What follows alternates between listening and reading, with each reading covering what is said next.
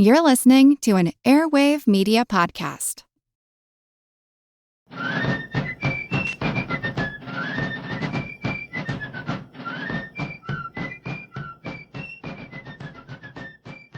Hello, and thank you for joining the American Revolution. Today, episode 172, Winter at Valley Forge. The Continental Army and militia entered Valley Forge on December 19, 1777. Contrary to popular myth, the winter at Valley Forge was not a particularly harsh one. Even in a mild winter, though, having to spend day and night outdoors without shoes or a coat was a pretty miserable existence. Many soldiers had received little or no food during the march to Valley Forge as well. General Washington reported hearing chants from the soldiers in camp of "no meat, no coat, no bread, no soldier." Shortly after entering Valley Forge, roughly 1/4 of the Army, 3,000 out of around 12,000 men, were unfit for duty simply due to the lack of adequate clothing for them to go outside. This made the necessity of building cabins for the soldiers all the more critical.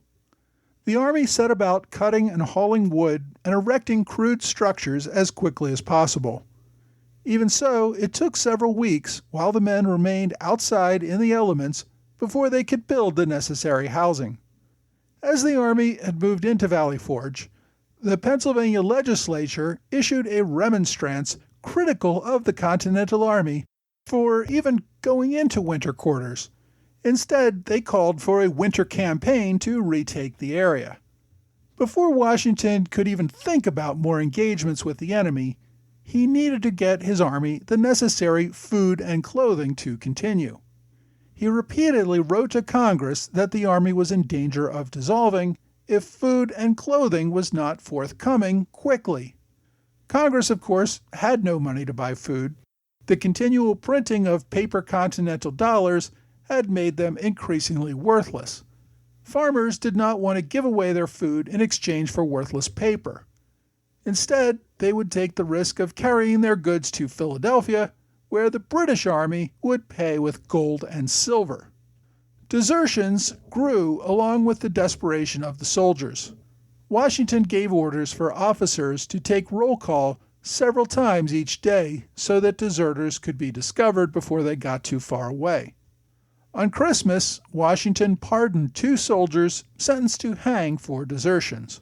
While such pardons were fairly common, they were not guaranteed. About 1/3 of all Continental soldiers who were convicted of a desertion hanged. This did not discourage everyone from the practice, though. There are stories of some soldiers deserting to Philadelphia, where they would become prisoners of war.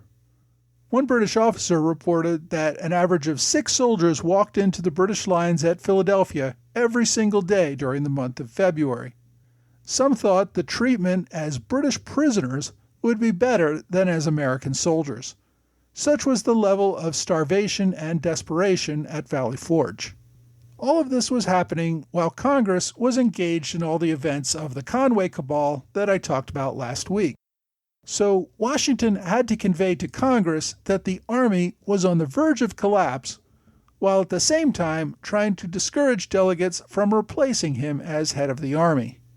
Despite the delicacy of his own position as commander, Washington did not mince words when he wrote to Henry Laurens, the President of Congress, in a letter that begins as follows, quote, "I am now convinced beyond a doubt that unless some great and capital change suddenly takes place, this army must inevitably be reduced to one or other of these 3 things: starve, dissolve, or disperse, in order to obtain subsistence in the best manner they can.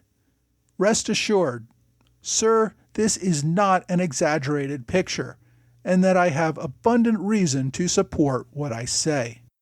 The former Continental Quartermaster General, Mifflin, resigned in September.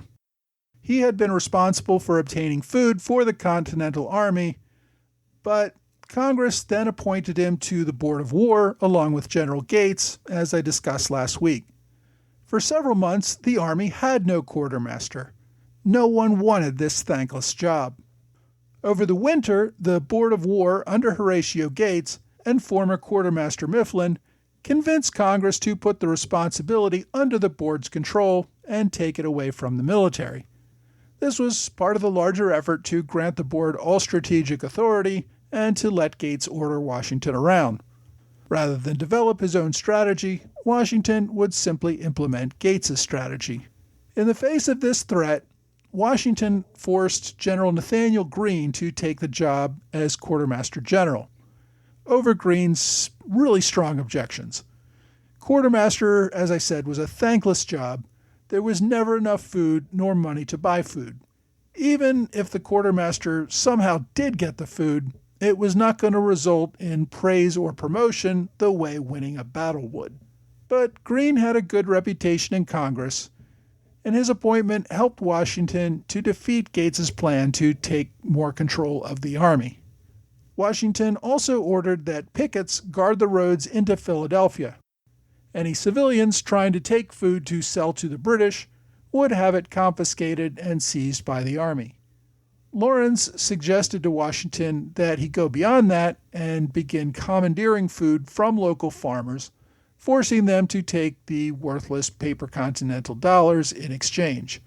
Washington largely resisted this idea, knowing that it would just turn the locals against the army.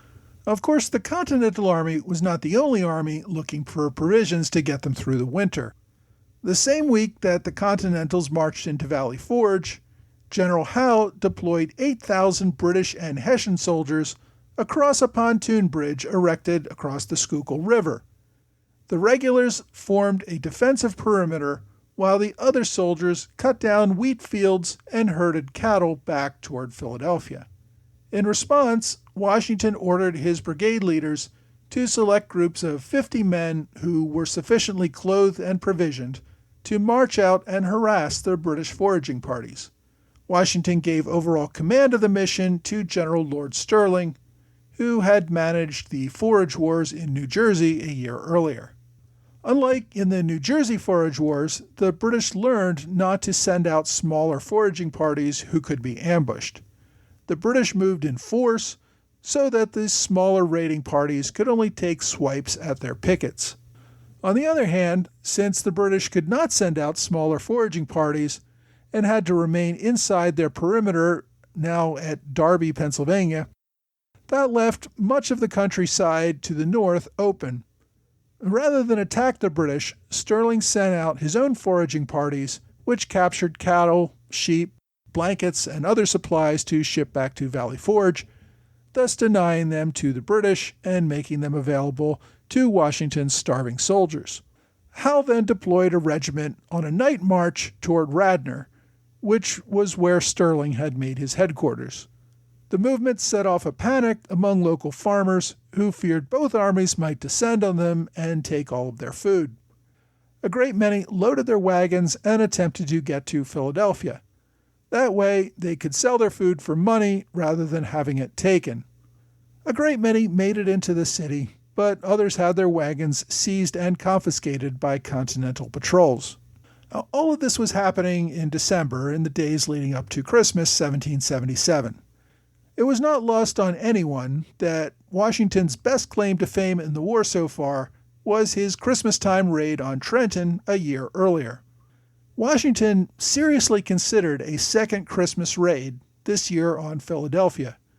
With more than half the British Army out in Darby, the defenses in Philadelphia were stretched rather thin. Washington devised a plan to have General Stirling's army attack the British at Darby in force as a feint. Washington believed that this would cause the bulk of the Hessian army that was still defending Philadelphia to march toward Darby to support the British regulars. With the defenses in the city weakened even more, 4,000 Continentals would storm the defenses north of Philadelphia and push the defenders back across the Schuylkill River. Although this was Washington's idea, he did not want to present it to his officers. He feared that doing so would get them all to go along rather than give their candid opinions. So instead, he had General Sullivan discuss the idea with other top officers and return with their opinions. The feedback he got was not good.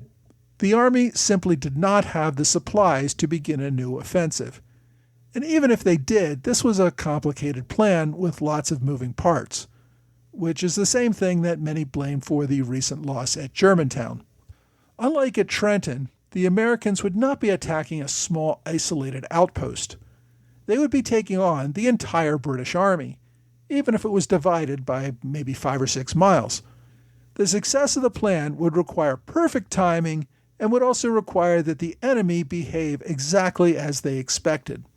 The odds of that seemed too high, and in the end, Washington called off any plans for a Christmas raid on Philadelphia. Instead of the attack, soldiers in Valley Forge received an unexpected dinner of mutton, courtesy of the sheep that Sterling's raiding parties had sent to them.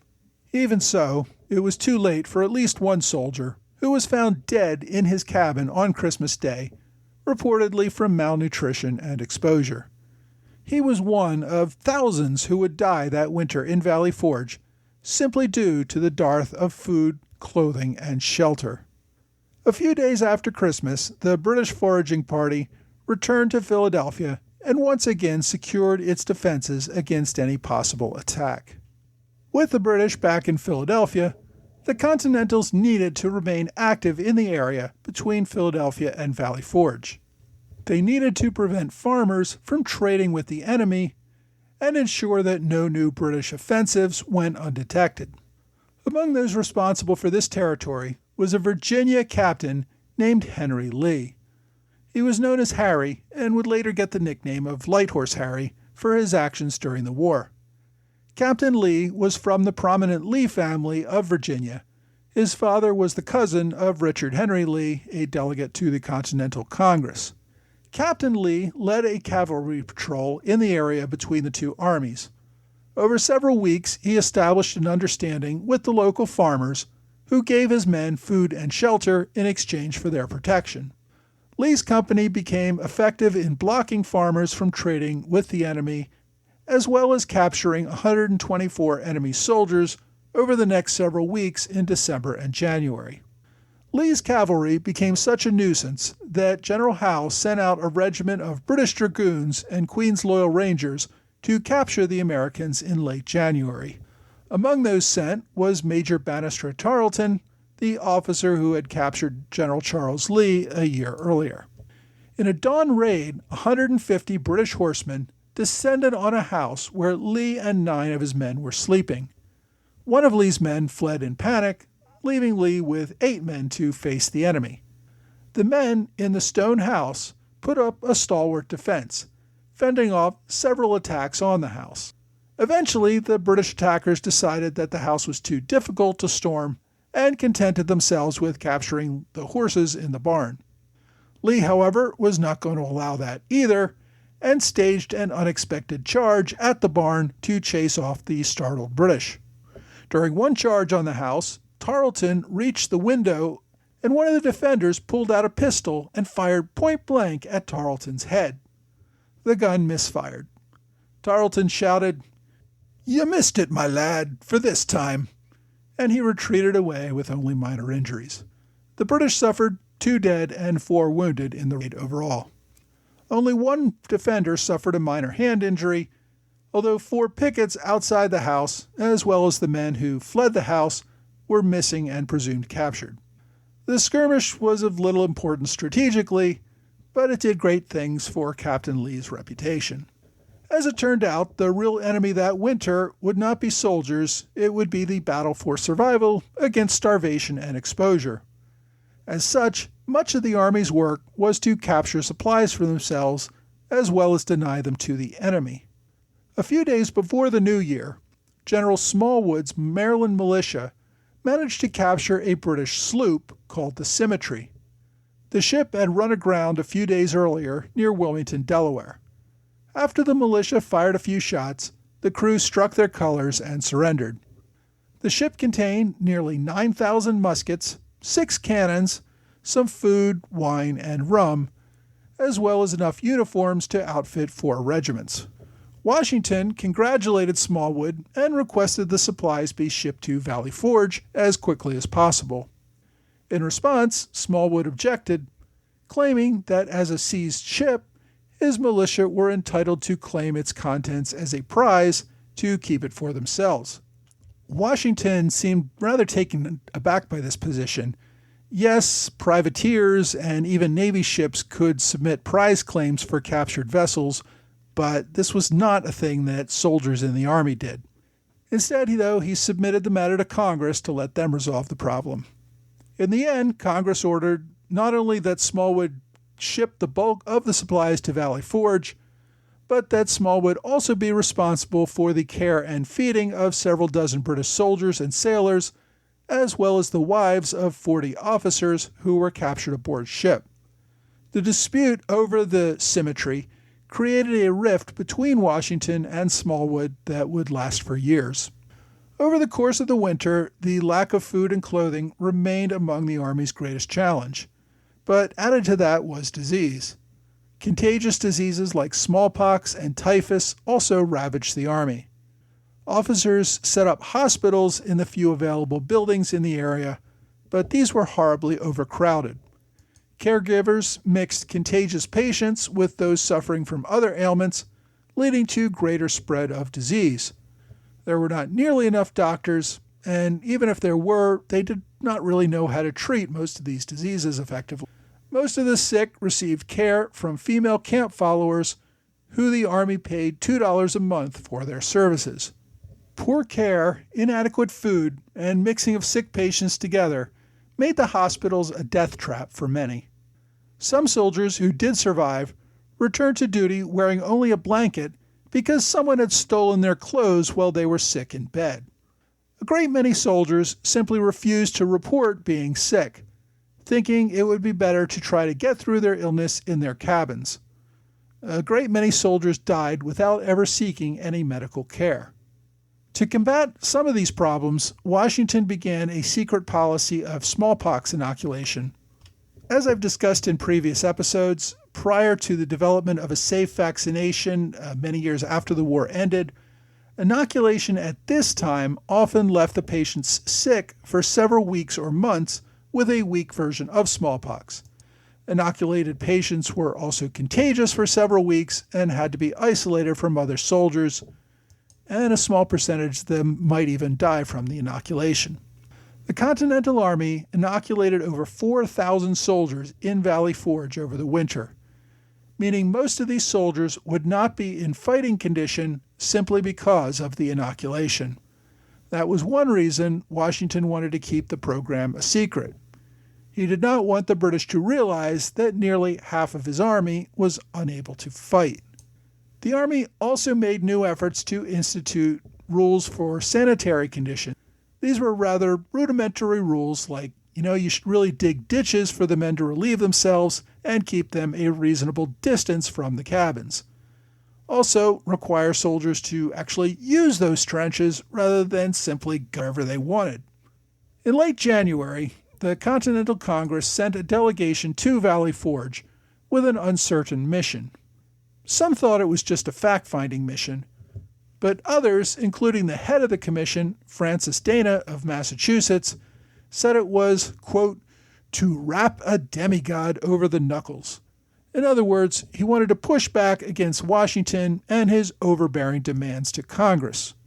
Originally, the committee was to have included Generals Gates and Mifflin from the Board of War. Both men, however, declined to join the delegates, giving the whole blow-up over the Conway cabal. So, in addition to Dana, 4 other delegates joined the commission: Gouverneur Morris of New York, Joseph Reed of Pennsylvania, Nathaniel Folsom of New Hampshire, and John Harvey of Virginia. Now recall, Joseph Reed was Washington's one-time aide. The two men had a falling out after Washington read correspondence between Reed and General Charles Lee more than a year earlier, in which Reed had disparaged Washington as a leader in favor of General Lee. Since then, Reed had left his position in the Army to become a Pennsylvania delegate to the Continental Congress. The commission arrived in Valley Forge after the Army had been there for over a month. That had only given the soldiers time to become angrier at their situation. They felt as if their home states and the Army had ordered them to fight, but then refused to provide them with the food, clothing, and other necessities to survive while in the field. They had become naked, starving wretches, and no one seemed to care. A mob of hungry soldiers killed a commissary officer. The Army's paymaster refused to set foot in camp until he was given some money to pay the men, which did not come. Similarly, the Clothier General's Department moved its winter quarters several miles away from the main camp, fearing the wrath of soldiers. Washington met with the Congressional Committee with a 13,000-word report entitled A Representation to the Committee of Congress, in which Hamilton, newly returned from his recovery from illness in Peekskill, summarized thousands of pages of reports and rebutted the attacks made against Washington by the delegates and others outside the Army. It attacked the incompetence of the commissary and quartermaster departments. It further proposed a guarantee of half pay for life to encourage officers to remain with the Continental Army.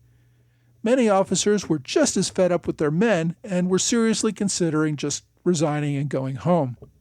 The report also proposed a military draft to require state militia to serve one-year stints in the Continental Army with a $25 re-enlistment bonus to be paid for a second year. It also suggested the use of more free blacks in the Army, as well as greater use of allied Native Americans. In summary, it laid out the desperate plight of the Army and suggested the solutions necessary to build a more professional and functioning Army. Washington's presentation to the committee on all this impressed the delegates, who were struck by the plight of the Army's lack of resources and by Washington's continued willingness to submit to civilian authority, even when these civilians were not providing his men with the necessities of life. Washington's calls for a more professional army went against the revolutionary notions that a standing army was always a mark of tyranny and that militia should always be sufficient. Washington, however, made clear that such an army was a necessity and that unlike other standing armies in history, his army would always remain subject to the civilian leaders in Congress. The committee spent several weeks at Valley Forge meeting with Washington and inspecting the army. When they returned to York in February, they recommended passage of most of Washington's suggestions. Meanwhile, Washington's struggle to keep his army alive would only continue. Next week, we're going to head over to France to discuss the first treaties recognizing the U.S. as an independent nation.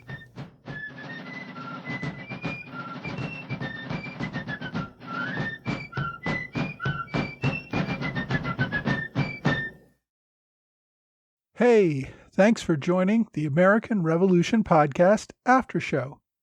Thanks to Trey Nance and George Davis for their continued support at the Alexander Hamilton Club level on Patreon. I can't say enough about how much their continued generosity has been a help to the show. Thanks also to Ryan Fuller and Robert Katrinos, who recently joined Patreon at the Standard Bearer level, and George Hunter, who recently upgraded from Minuteman to Standard Bearer. You will all be receiving your first flag magnet next month. Also thanks to Noah Simmons and Christopher May, who made one-time donations via PayPal. Noah is also a Privy Council supporter on Patreon, so I appreciate the double support. Everyone who has pitched in, either through a one-time donation on PayPal or supporting this podcast on Patreon for as little as $2 a month, really helps to keep this podcast free for everyone else. I recently had to make some new equipment purchases, and I've also found my book costs going up with my libraries being closed for several months. Now, unlike a bunch of other shows, I've put none of my episodes behind a paywall, not even the special episodes. I also make all of my transcripts freely available on my blog.